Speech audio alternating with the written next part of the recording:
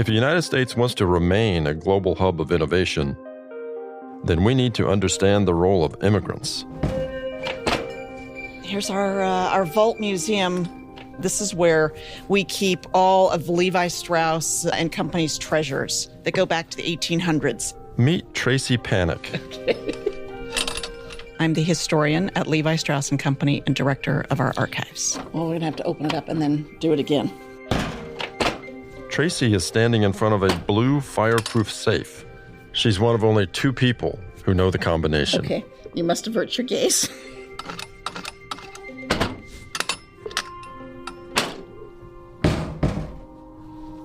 Inside, we've got shelves, and we have everything from our Double X, which is an overall from the 1870s, to 9 rivet. That dates back to 1873, 1874. So essentially what you're looking at here are the oldest, the most important pieces in our collection. This is where the designers come in. We'll pull out pieces from our fireproof safe. We'll bring out other items, and they'll look at everything from the stitching to the back labels. They will look at anything that will help give them inspiration for a new piece or a portion of a new piece. Our designers really get their inspiration from our archives in order to create something for the future. Immigration is a hot topic. It's the foundation of the American experience, and it's also a source of political division. But immigration's role in American innovation is poorly understood, not just now, but historically. Immigration and the immigration story related to Levi is really such an important part of the Levi Strauss story. Here was a man who came to America, saw an opportunity to create something for himself where there hadn't been opportunity in his home. It just wouldn't have happened. Thank goodness our rivets are still there. And with a magnifying glass, you can see L.S. & Co., May 1873, the date that we took out our patent. But Levi Strauss's story isn't just about immigration and opportunity in America. It's also a story of collaboration. Levi was an immigrant from Bavaria. He arrived in America, first in New York. It was an era when there were a lot of restrictions. He came from a Jewish family. He was the youngest son. There was very few opportunities for him to either find work or to marry. He'd been a naturalized American citizen before coming out to San Francisco. And in the 1870s, he had customers all over the American West, a pretty solid network of retail shops. And one of his customers was a tailor who lived in Reno, Nevada. Jacob Davis, another immigrant, he had come up with an unusual way of making work pants. And his idea, tiny but important, was to take a little piece of metal that he put into the pockets of a pair of pants so that when you put your hand in and out of them, they didn't tear. That tiny but important innovation, or riveting pants, was the first time it had ever been done. And he wrote a letter in 1873 to Levi Strauss & Company. And Levi, although he hadn't done any manufacturing to this point, he'd been an importer and exporter, he agreed to take out a patent, which is what Davis proposed. Levi invites Davis to move to San Francisco, where the company is headquartered, and Davis will oversee the manufacture of the first riveted pants, or the 501s as they came to be known. I like to think of Davis and Levi creating 501s as the company's first collaboration. Now we do hype collaborations with big name brands, but that's where it began. Partners working together to create something special. Let's take a look at 9 riveting. It may seem obvious that immigrants make enormous contributions to American innovation. What's less obvious is that they are also valuable collaborators who make their colleagues more productive as well. Levi Strauss and Jacob Davis exemplified this more than 100 years ago. But is it still true today? And can we prove it? This is If Then, a podcast from Stanford Graduate School of Business, where we examine research findings that can help us navigate the complex issues facing us in business, leadership, and society. I'm Kevin Kuhl, Senior Editor at Stanford Graduate School of Business. Today, we speak with economist Rebecca Diamond. I'm the class of 1988 professor of economics at Stanford Graduate School of Business. I research labor, urban economics, and adjacent topics such as innovation and immigration. Our if-then statement for this episode is if the United States wants to remain a global hub of innovation, then we need to understand the role of immigrants. What do you think is poorly understood about immigrants and innovation? It's been very hard to quantify how large of a role immigrants play in innovation created in the U.S. There's a lot of anecdotal evidence or small data points that indicate they play an outsized role, such as the share of Nobel Prize winners that live in the U.S. are disproportionately immigrants. But that's obviously a very small sample of people to study. Innovation in itself is just an elusive thing to measure. So we sort of take the more modest goal of looking at what is the role of immigrants in producing patents. So that's at least a quantifiable thing. And we don't really know the role of immigrants in patents because the data that tracks patents doesn't tell you much about the inventors that are part of those patents. It tells you their names, but you don't know who's an immigrant and who's not. So we found a new data source and a new way to link data together to actually measure that. So patents as a measure of innovation, and we're talking about highly skilled immigrants. First of all, what do we mean by highly skilled immigrants? And then if you can unpack the data that you used and how you validated who was an immigrant in that inventor cohort. So we don't have any direct measures of skill. We just have people that are inventors of patents. So we're sort of just looking at inventors, which we think of as high-skilled people. And then to be able to quantify who is an immigrant in our data, we start with the standard database that many people have studied, which is the patent database. So you have for every patent in the US going back to the 70s, what the patent is, the names of the inventors, some details about the technologies that's being invented. And the only thing you really know about the inventors is their names and their city and state of residence. I don't have a patent, but if I did, Rebecca Diamond, Menlo Park, California, would be all you would know about me. Mm-hmm. So the way we're able to get a better angle on the inventors is to link it to this database of migration histories is what it's mostly used for. I've used it in previous work studying. So what this infuter data is it's your first and last name and then the addresses of where you've lived over time and move dates. When you link these together, we're able to link on name and city and state of residence at the time of the patent being applied for. And then the next step is to figure out, well, who are these inventors? That doesn't tell us who's an immigrant and who's not. That just says, I can now track your patenting behavior from age 25 to age 65.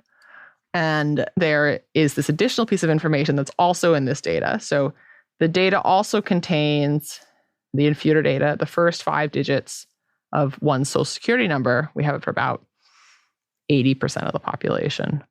You can figure out from those first 5 digits the year that those numbers were issued. So it's like a timestamp. It's a timestamp that's embedded in the number. So if you know the formula, you can back out when this number was issued. And that tells you the year that you got your social security number. So how is that useful for us? That's useful because if you're a US-born American, you either get your social security number when you're born, which is, I think, true basically since the 1980s. So I got my SSN at birth. If you're older than me, you got your SSN at the time you first were employed. And luckily, historically, teenagers worked at a pretty high rate, not full-time, but they had summer jobs or odd jobs, less true today. So almost everyone is getting their SSN before they're 16, historically. So then we can identify the people that get their SSN at age, say, 20 or later. So if you're getting your SSN assigned to you at age 20, highly likely that you're an immigrant. Okay. So then we define immigrants in our sample as people who get their SSN at age 20 or later. Just to be clear then, this is publicly available data, and you're only using the first 5 digits of the Social Security numbers in the study. So What was the evidence that suggested that immigrants play a disproportionate role in patent activity?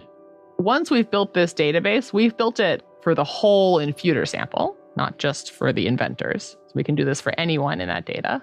So in that data, I can first tell you what share of the US population covered by this data is an immigrant, regardless of whether you're an inventor. And we have that number, I think it's around 10 or 11%.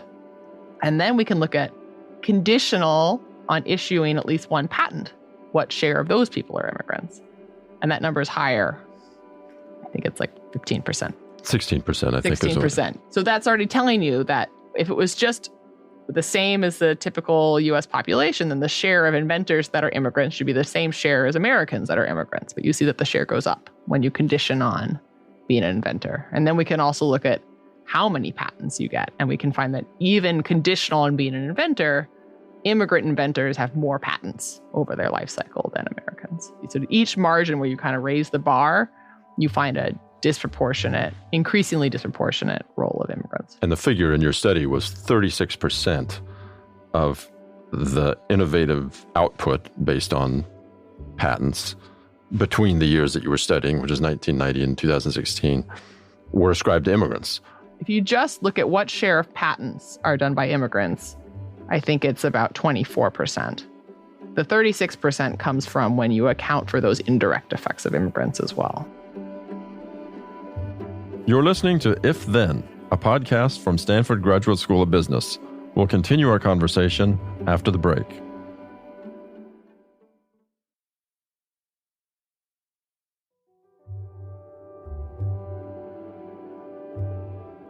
Can you explain this spillover effect, that the innovation of inventors contributes to higher levels of innovation overall? So the sort of simple part of the paper, I mean, it was not simple, but once we just linked the data sets together, I could just give you some raw statistics, like what share of patents have an immigrant author? Those are some of the stats we talked about. But this sort of innovation production function is a lot more complicated, right? The people that choose to collaborate together are choosing to, and there's lots of unobserved things about those people and about their productivity that could lead to that collaboration. So to be able to disentangle how much of this collaboration affects your productivity is very challenging, because it could be the productivity affecting the collaboration or the collaboration affecting the productivity. The sort of gold standard way of estimating the causal effect of some treatment on an outcome is using a randomized controlled trial. This is very challenging in this case. So you'd have to randomize people together, force them into a room and say, figure out how to write a patent together.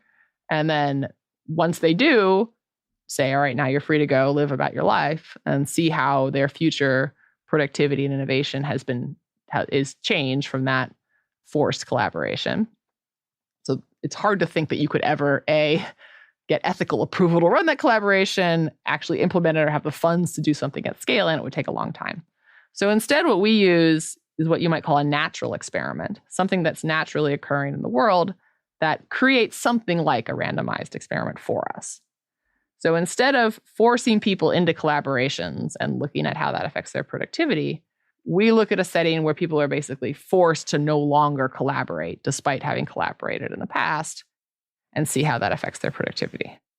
So what we look at is early inventor deaths. You and I have written a patent in the past, and if I'm unlucky and pass away young, I can then see how are your future patenting behaviors changed relative to someone who looks very similar to you and had collaborated with someone very similar to me, but their collaborator didn't pass away. So there's an attribution effect, in essence, from that inventor who passed away young. Is that? Exactly, because we're sort of forcing that collaborator out of your life. So the death we're thinking of is basically random with respect to the future productivity of that person's collaborators. So what did you find? What was the outcome there? So we're tracking a number of different patenting outcomes, but a very simple one is we look at the number of patents per year produced by the collaborator before versus after the focal inventor passes away, and then comparing that patenting activity to someone who looks observationally equivalent to you, but doesn't have their collaborator pass away. And we see that the collaborator of the dying inventor has a very similar patenting productivity pattern before the death, when you compare the control collaborator who doesn't experience the death. And then when your collaborator passes away, we see this widening divergence of productivity where the collaborator who lost their partner who passed away, they decline in patenting output after the death relative to this person who doesn't experience the death. So that's true in both, regardless of whether the inventor who passes away is an immigrant or not. But then we split the sample and look separately at immigrant deaths versus native-born inventor deaths. Both lead to negative productivity consequences of their collaborators, but the effect is much stronger when your immigrant collaborator passes away. So that suggests that the access and the knowledge of the immigrants is particularly valuable and useful for their collaborators. And that's consistent with some of the descriptive facts that we can see in the raw data. The patents that are authored by immigrants are more likely to cite foreign patents, so they're more aware of knowledge produced abroad. Their patents are more likely to also be cited by foreign patents abroad. So there's this sort of global knowledge network that is more easily diffused into the US patents through the immigrants. So how do we use this information? How does understanding this, what effect does it have? Have you had any reactions to this paper? What does it mean for policymakers? I would say no one is that surprised that immigrants play a disproportionate role in innovation. I think people have thought that was likely true for a long time through the Nobel Prize facts. And we know that immigrants were disproportionately working in STEM fields. We knew that already. So I don't think the fact that immigrants play a large role in patenting shocks anyone. The way to have successful innovation is not to just put smart people in a room by themselves and tell them to think hard. It's to collaborate and work together and create new ideas through the synergies of their knowledge. And immigrant knowledge seems particularly impactful on the US-born workers and inventors. And I think we potentially didn't know how big of a deal that was, right? So we're finding 24% of innovation in terms of who authored the patents. 24% of that is authored by immigrants. But when you account for the fact that they have these externalities on the future productivity of their US-born collaborators, and you do the decomposition through that sort of metric, then you find that 36% of all innovation can be attributed to immigrants because some of the US-born production is attributable to the collaborations of their immigrant co-authors. Mm-hmm. So that's a big number, suggesting that any policies that would limit or lower the number of immigrants coming to the US for these super high skill innovative jobs would have a large effect on future innovation. Your research in the past has dealt a lot with economic inequality, housing. You had a very influential paper on rent control using San Francisco as the sort of test market. How did any of that previous research lead you somehow to this particular study? Research always sort of has funny paths of how you end up where you are in terms of what you end up writing a paper on. We ended up here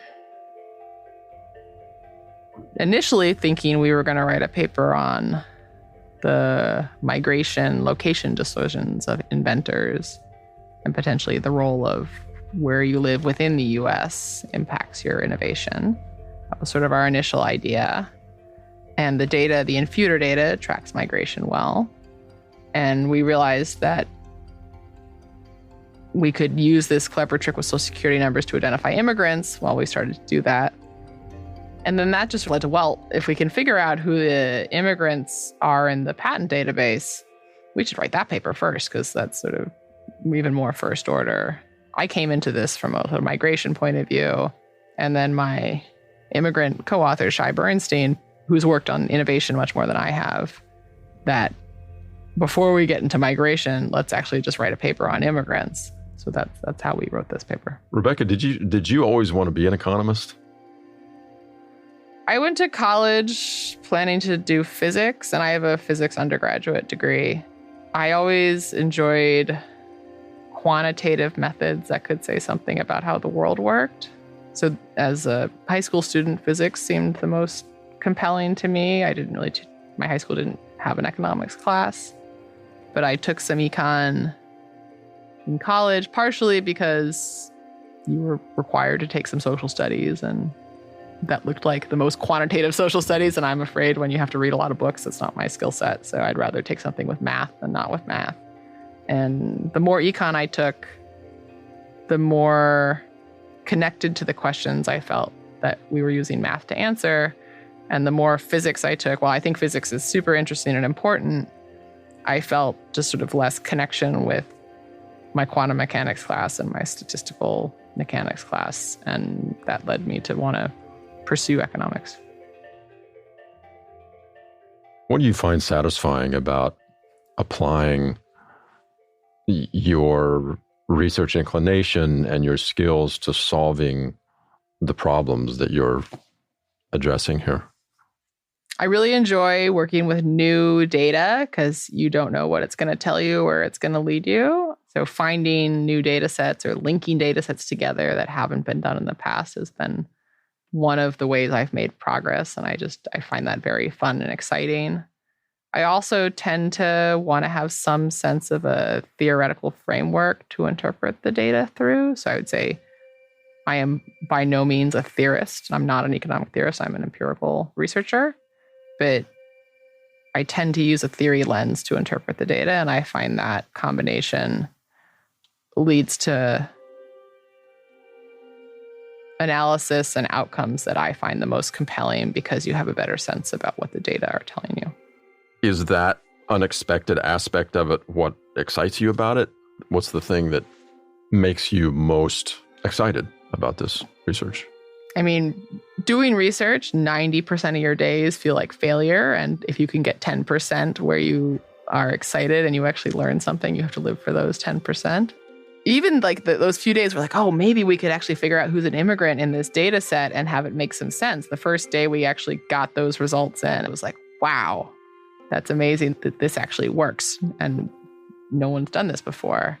Most of the days, you just feel like you have no clue what's going on. So you have to live for those few days where like it really works. But you got the 10% in this one, it sounds like. Yeah, I mean, 10% is if you're doing it. That's like you're hitting above that. That's good if you can get 10%. Some papers, right. I feel like it's 2%.